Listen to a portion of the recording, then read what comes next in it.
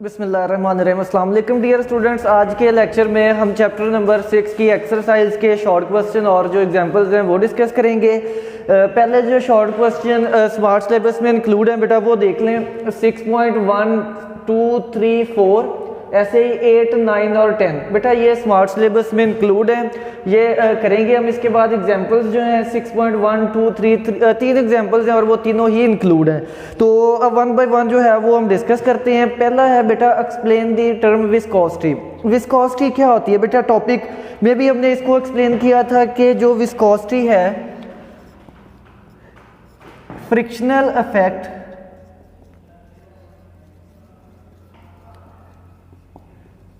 between different layers of fluid।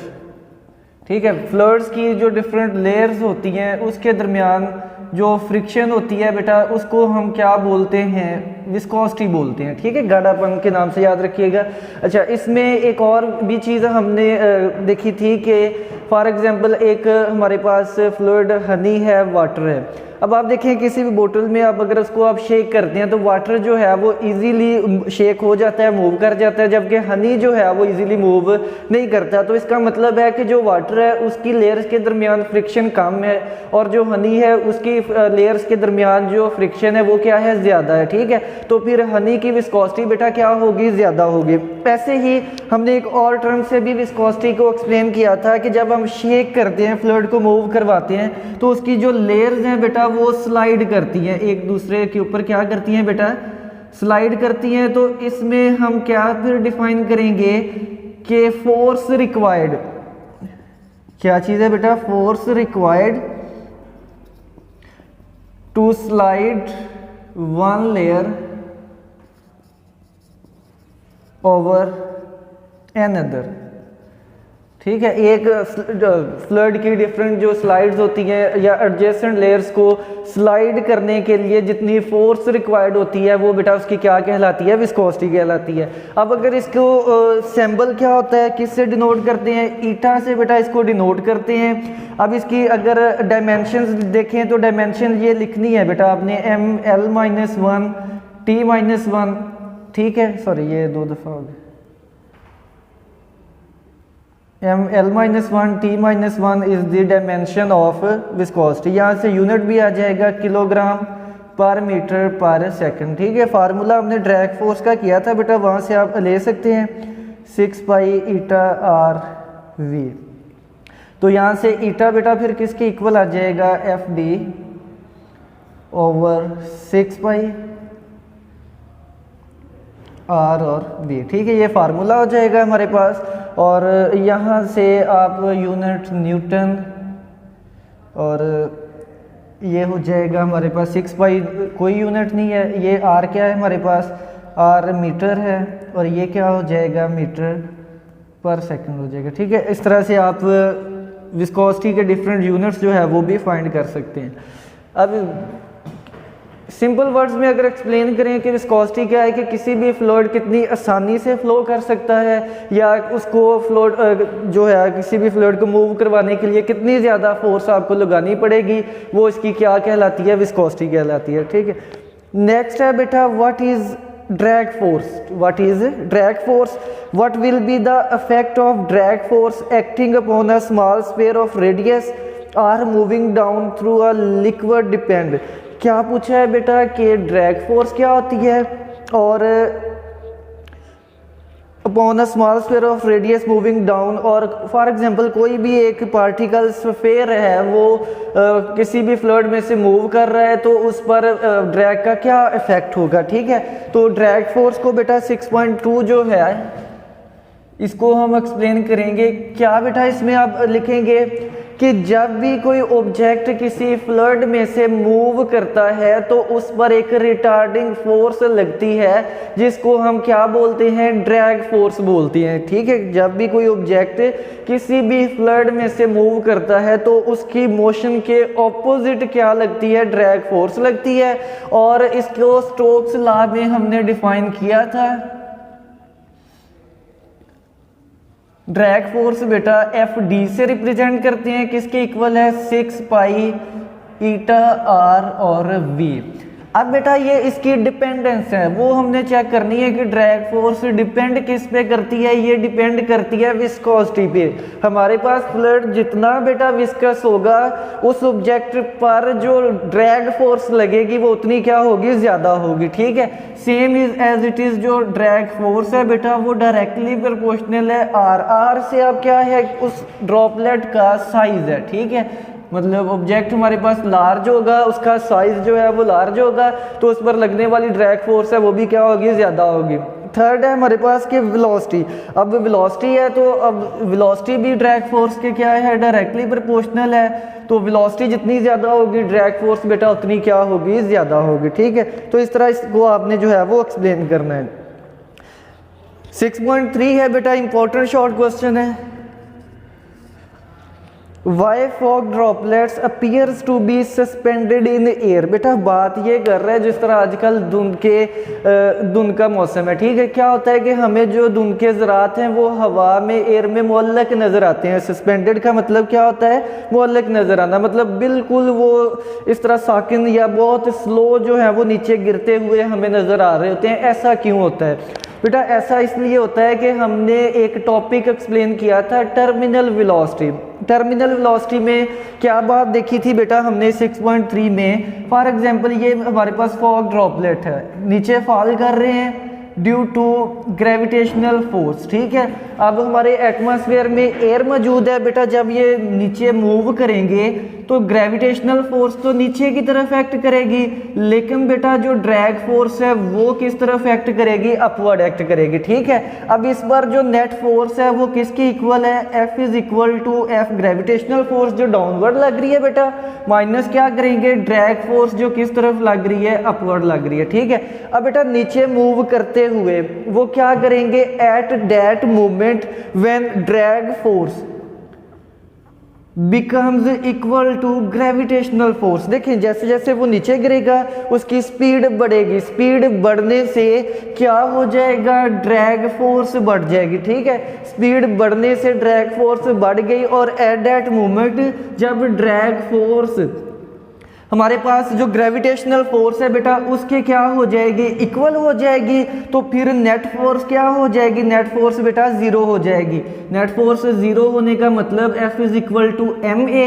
Zero क्यों होगी zero, क्योंकि बेटा जो एक्सेलरेशन है वो क्या हो जाएगा, जीरो हो जाएगा। ठीक है, तो एट दैट मोमेंट हमारे पास नेट फोर्स क्या हो जाएगी, जीरो।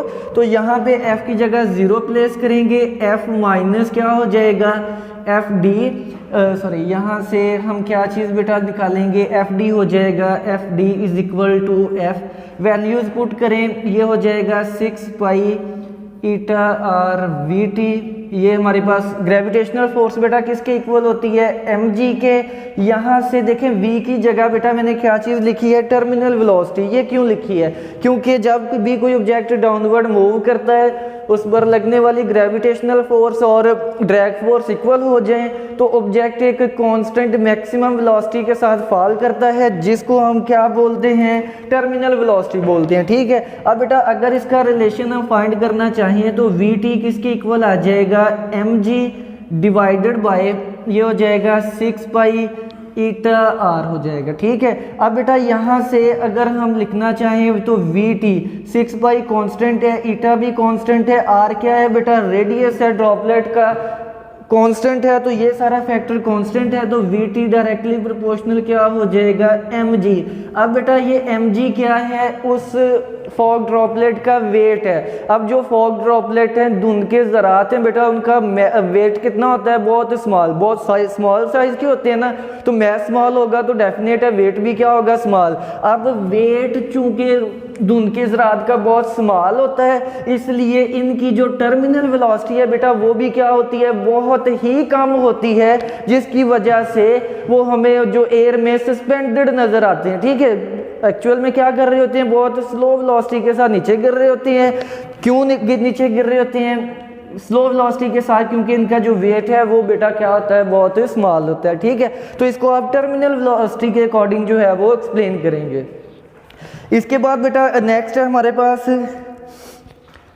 Explain the difference. 6.4 है बेटा, ये भी हमने टॉपिक किया हुआ था, 6.4 में है कि explain the difference between laminar flow and terminal flow.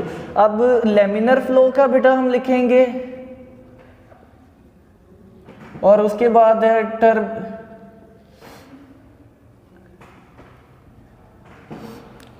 तो फ्लड फ्लो में बेटा ये हमने डिस्कस किया था कि फ्लड फ्लो की 2 टाइप्स होती हैं, एक लेमिनर फ्लो है, दूसरा क्या है हमारे पास टर्बुलेंट फ्लो है। तो 1 बाय 1 पहले हम डेफिनेशन लिखेंगे लेमिनर फ्लो की, कि लेमिनर फ्लो में हमने क्या चीज़ बताई थी बेटा कि the fluid flow is said to be laminar if each particle that passes through a particular point passes exactly the same path as followed by the particle which passed that point earlier। ठीक है, अब इसको simple words में इस तरह से याद रखें कि लेमिनर फ्लो में आप कोई भी एक पॉइंट कंसीडर कर लें, कोई भी एक क्या पॉइंट करें बेटा, कंसीडर कर लें, उस पॉइंट पर जितने भी पार्टिकल्स गुजरेंगे उन तमाम पार्टिकल्स की स्पीड उस पॉइंट पे क्या होगी, सेम होगी। ठीक है, मतलब लेमिनर फ्लो में आप लिख सकते हैं कि जो हमारे पास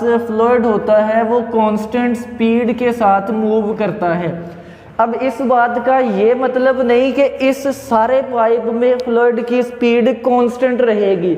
आपने मेरी बात नोट करनी है, मैंने बोला है कि लेमिनर फ्लो में किसी एक पॉइंट पर तमाम पार्टिकल्स की स्पीड जो है वो सेम होगी, कांस्टेंट होगी। फॉर एग्जांपल ये फ्लूइड के पार्टिकल जितने भी हैं, जब बेटा इस पॉइंट से गुजरेंगे तो हर पार्टिकल की इस पॉइंट पे स्पीड क्या होगी, सेम होगी। अब क्या पार्टिकल की स्पीड इस पॉइंट पे और इस पॉइंट पे भी सेम होगी, नहीं। अब equation to continuity, according to equation of continuity, जहां पे एरिया ज्यादा वहां पे स्पीड कम होती है। ठीक है, अब बेटा देखिए यहाँ पे एरिया ज्यादा, यहाँ पे एरिया कम, स्पीड जो है वो डिफरेंट होगी। इस पॉइंट पे एरिया कम है तो यहाँ पे स्पीड ज्यादा होगी, इस पॉइंट पे एरिया ज्यादा है तो यहाँ पे स्पीड क्या होगी, कम होगी। स्पीड ऐसे ही चेंज होगी, लेकिन इस पॉइंट पे तमाम पार्टिकल्स की स्पीड भी कांस्टेंट है, और वही जब पार्टिकल्स इस पॉइंट पर से गुजरेंगे यहाँ पे भी बेटा तमाम पार्टिकल्स की स्पीड क्या होगी, कांस्टेंट होगी। अगर ज्यादा है यहाँ पे तो तमाम पार्टिकल्स की क्या होगी बेटा, ज्यादा होगी। ठीक है, तो इसको अब इसमें भी एक्सप्लेन कर सकते हैं कि स्टेडी फ्लो होता है, कि लेमिनर फ्लो क्या होता है बेटा, स्टेडी फ्लो होता है। फिर इसके बाद इसमें एक और चीज़ भी हमने एक्सप्लेन की थी कि स्ट्रीम लाइंस क्या होता है, कि जो पाथ फॉलो करते हैं पार्टिकल्स लेमिनर फ्लो में उसको हम क्या बोलते हैं, उसको स्ट्रीम लाइन बोलते हैं। जो पाथ फॉलो होता है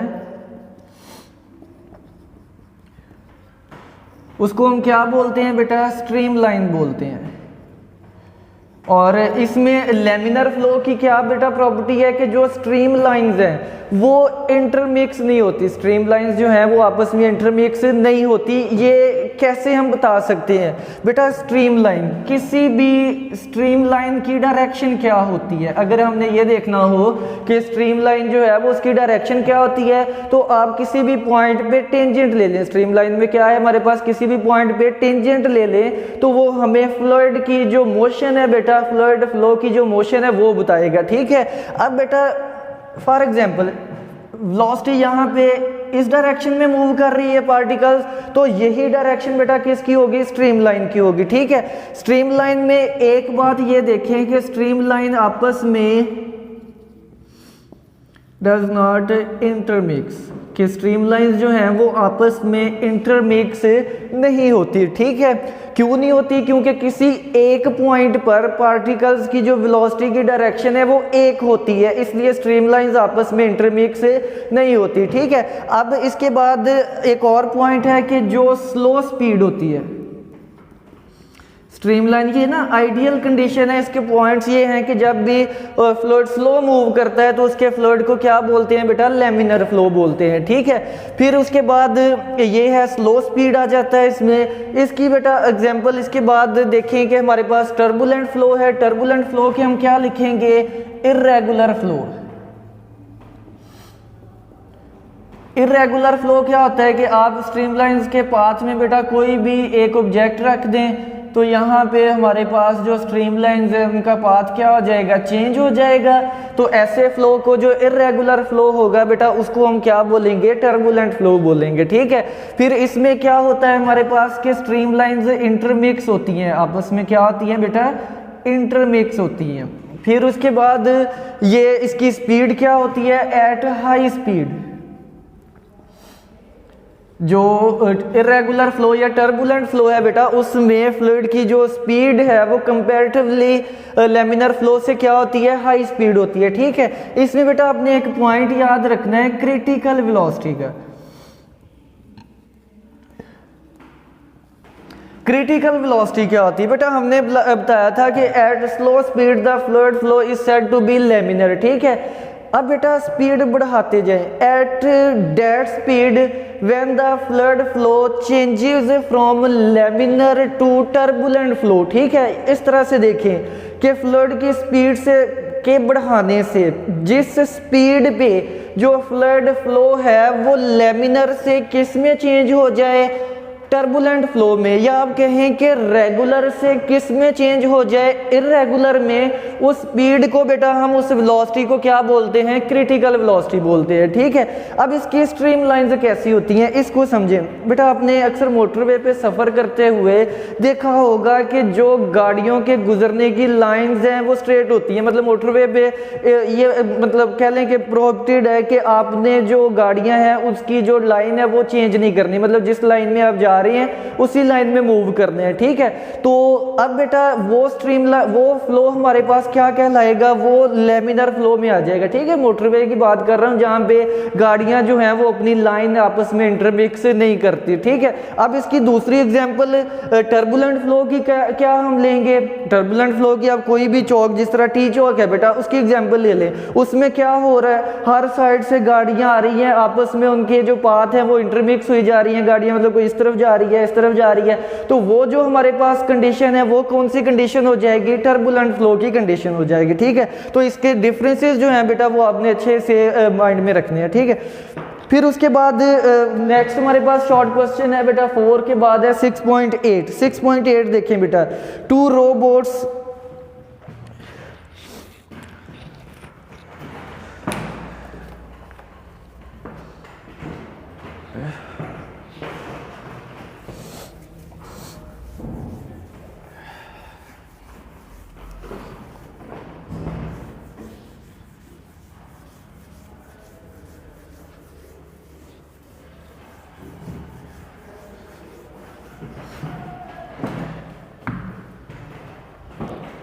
सिक्स पॉइंट 8 है बेटा, 2 robots moving parallel in the same direction are pull towards each other explain. कि 2 बोट्स हैं बेटा पैरेलल मूव कर रही है एक ही डायरेक्शन में और वो एक दूसरे की तरफ पुल हो जाती हैं, इस तरह पैरेलल जा रही हैं और वो एक दूसरे के क्या हो जाती हैं, पुल हो जाती हैं। ऐसा क्यों होता है बेटा, इसको जो है वो अभी हम एक्सप्लेन करेंगे। टॉपिक है हमारे पास 6.8 शॉर्ट क्वेश्चन, ठीक है। कंसिडर करें कि बेटा ये हमारे पास किसी भी रिवर में, किसी भी समंदर में ये 2 जो हैं वो बोट्स हैं।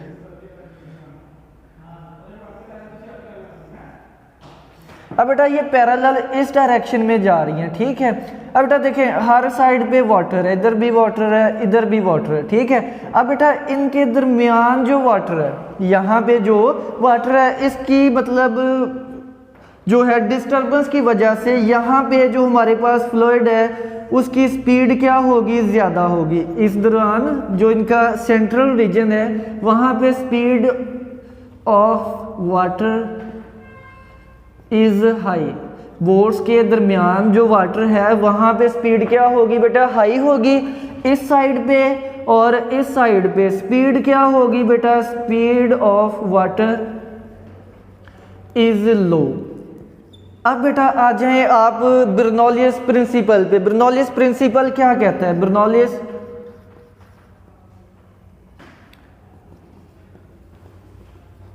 प्रिंसिपल कहता है बेटा where speed of fluid is high the pressure will be low. कि जहाँ पे बेटा स्पीड ऑफ फ्लूइड हाई होगी वहाँ पे प्रेशर क्या होगा, लो होगा। अब बेटा सेंट्रल रीजन में कहाँ पे है, ये इनके दरमियान है, सेंटर में स्पीड ऑफ वाटर क्या है, हाई है, तो दरमियान में प्रेशर क्या होगा बेटा, प्रेशर लो होगा। सेंटर में इनके दरमियान प्रेशर क्या होगा, लो होगा। अब इनके आउटवर्ड्स बाहर दूसरी साइड पे speed of water is low, speed low है तो प्रेशर क्या होगा, प्रेशर इज हाई। ठीक है। अब बेटा मैंने क्या प्रिंसिपल या वाटर का क्या प्रिंसिपल है कि प्रेशर हमेशा किस तरफ लगता है, हाई प्रेशर से लो प्रेशर रीजन की तरफ। आउटर रीजन में प्रेशर ज़्यादा, दरमियान में प्रेशर कम। तो जो आउटर रीजन का वाटर है वो दोनों बोर्ड्स को क्या करेगा, इस डायरेक्शन में फोर्स लगाएगा। तो जैसे जैसे ये आगे मूव करती जाएंगी तो ये दोनों बोर्ड्स जो हैं वो एक दूसरे की तरफ पुल हो जाएंगे। ठीक है, एक दूसरे के साथ इस तरह से मिलती जाएंगी, क्योंकि साइड पे जो मौजूद वाटर है वो ज़्यादा प्रेशर रखता है, दरमियान में कम प्रेशर है, ज़्यादा प्रेशर से कम प्रेशर की तरफ फोर्स लगेगी और वो दोनों एक दूसरे की तरफ खींची जाएंगी। ठीक है, पुल्ड टू ईच अदर। इस तरह से बर्नौलीज प्रिंसिपल से आप जो है वो इसको एक्सप्लेन करेंगे। ठीक है, फिर उसके बाद है ये 6.8 था बेटा, उसके बाद 6.9 है। 6.9 क्या है हमारे पास, explain how the swing is produced in a fast moving cricket ball. तो कल बेटा इसको हमने जो एप्लीकेशन ऑफ बर्नौलीज इक्वेशन है उसमें इसको डिस्कस किया है कि बॉल में भी क्या होता है बेटा कि फॉर एग्जांपल जो बॉल है वो मूव करती हुई जा रही है, स्पिन भी कर रही है और साथ में इस डायरेक्शन में मूव भी कर रही है। ठीक है, तो जो एयर है बेटा यहाँ पे हमारे पास अपर रीजन जो है, यहाँ पे स्ट्रीम लाइंस एक दूसरे के करीब करीब हैं, यहाँ पे जो स्ट्रीम लाइंस हैं वो एक दूसरे के बेटा दूर दूर हैं। यहाँ पे स्ट्रीम लाइंस करीब है, वेलोसिटी स्लो है, मतलब बॉल मूव करते हुए जा रही है, साथ में वो स्पिन भी कर रही है। तो एक साइड पे क्या होगा हमारे पास, स्ट्रीम लाइंस करीब है, मतलब स्पीड ऑफ एयर लो होगी, ज़्यादा होगी, और दूसरी साइड पे स्पीड ऑफ एयर जो है वो लो होगी। स्पीड के डिफरेंस से प्रेशर में डिफरेंस आएगा। अगेन एयर क्या करेगी, हाई प्रेशर रीजन से लो प्रेशर रीजन की तरफ जो है वो फोर्स लगाएगी, जिसकी वजह से पाथ ऑफ द जो बॉल है वो इस तरह स्ट्रेट जाने की बजाय जो कम प्रेशर वाला रीजन है उसकी तरफ जो है वो डिफ्लेक्ट हो जाएगा। इसी डिफ्लेक्शन को या कर्वेचर को बेटा हम क्या बोलते हैं, स्विंग ऑफ अ बॉल बोलते हैं। ठीक है, इस तरह से आपने इसको एक्सप्लेन कर देना है। एक्सप्लेन द इसके बाद नेक्स्ट है बेटा 6.10।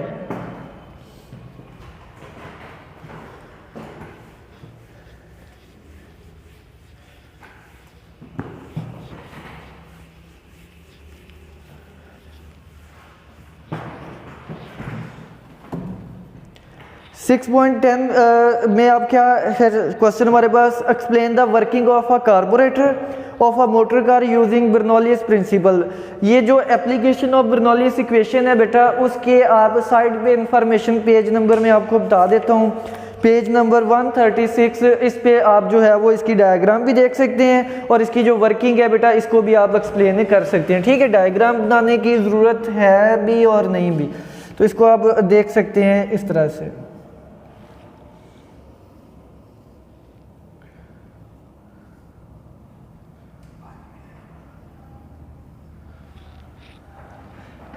अब बेटा इसमें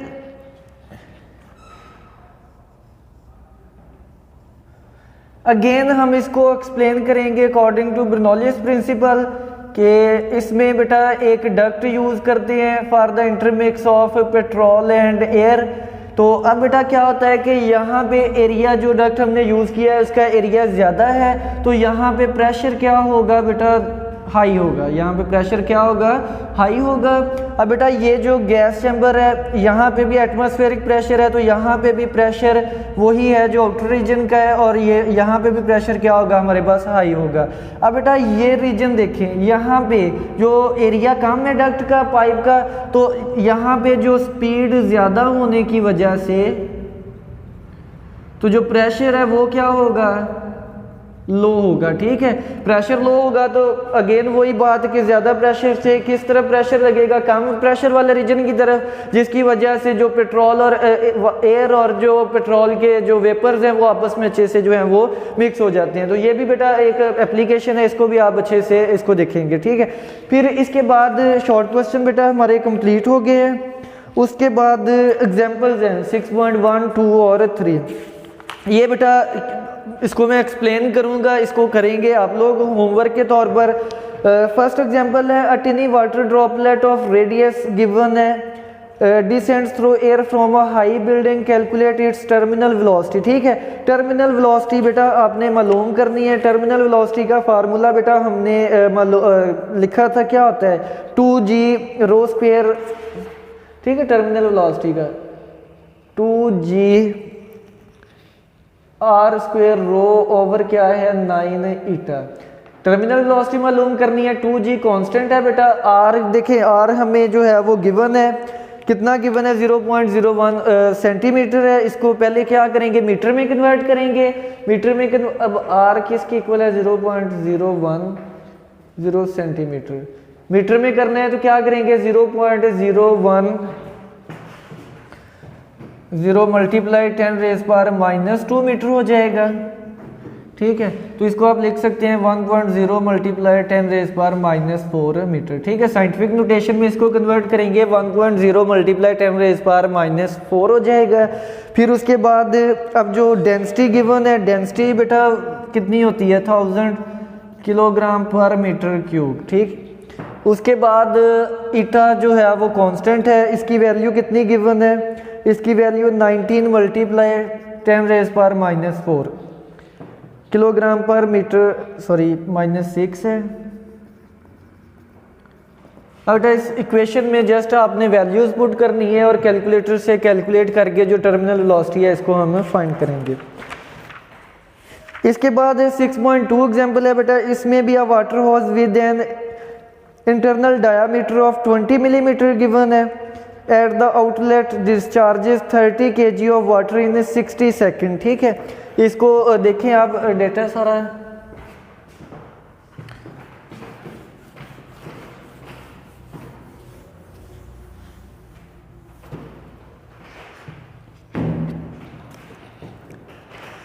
अ water hose with an internal diameter D1 इसको कह दें, वो कितना गिवन है बेटा 20 मिलीमीटर। फिर उसके बाद at the outlet discharges mass कितना गिवन है 30 kg। फिर उसके बाद टाइम कितना गिवन है बेटा 60 सेकंड गिवन है। और calculate the water speed at the outlet, assume the density of water is 1000 kilogram पर मीटर क्यूब। डेंसिटी कितनी गिवन है बेटा 1000 किलोग्राम पर मीटर क्यूब। फिर उसके बाद and it's flow is steady, और कंडीशन गिवन है कि ये कौन सा है हमारे पास स्टेडी फ्लो है। ठीक है, इसके बाद इसको बेटा हम करेंगे, सबसे पहले ये देखिए डायामीटर गिवन है, इसको आप रेडियस में कन्वर्ट करना चाहें। रेडियस का फार्मूला क्या होता है, रेडियस का फार्मूला होता है हमारे पास d/2।